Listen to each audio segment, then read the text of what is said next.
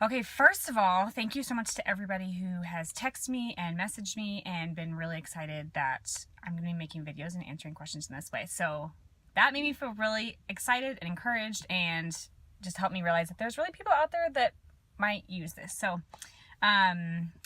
one of the things I get asked a lot is what is expected from a foster parent. So I'm going to just try to go off of what's off the top of my head without having really given it much thought. So excuse me if I stop and pause.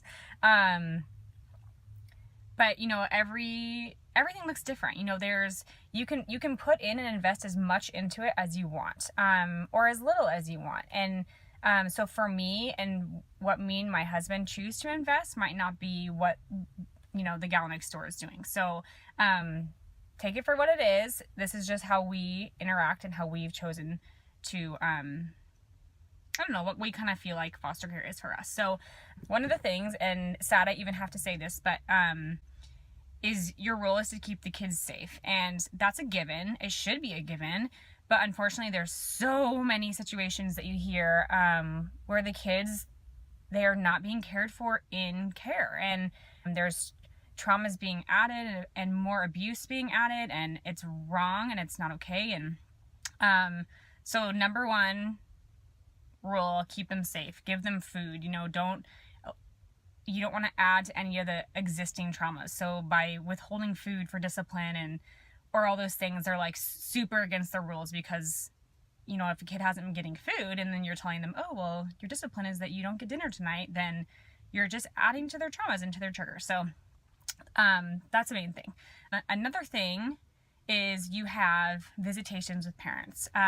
Depending on the state you're in and depending on the city, depending on the size of DHS and how much help or little help they have, depends on if they'll help you transport or not. So sometimes they'll say, we'll transport there, we'll transport home, and you don't ever have to do visitation. Sometimes they tell you, we need you to bring them to DHS for visits, and we also need you to sit and be in the visitation. So that kind of just depends in a state by state, and some parents really like being a part and being really engaged in the visits. Personally, I use it as a little break just to like regroup and get like an hour-long break. So I've never sat in one of them. I've actually never been asked to sit in one, but I also just use it as a chance for them to be able to spend it with mom and not have me sitting there. So that's another thing. There's court. It is not mandatory that you're in court. They tell you the dates. If you want to be there, great. If not, great. The thing that's really positive about being in court is that oftentimes a judge will turn to you and say, what is your opinion about the case? And what do you feel like is in the best interest of the kids? And you're able to just give your own testimony and be like, I've seen them grow in this area, or I've seen them fall in this area. And nobody else knows that perspective other than you, because you're in their life 24/7, so it's really good to be able to be there. And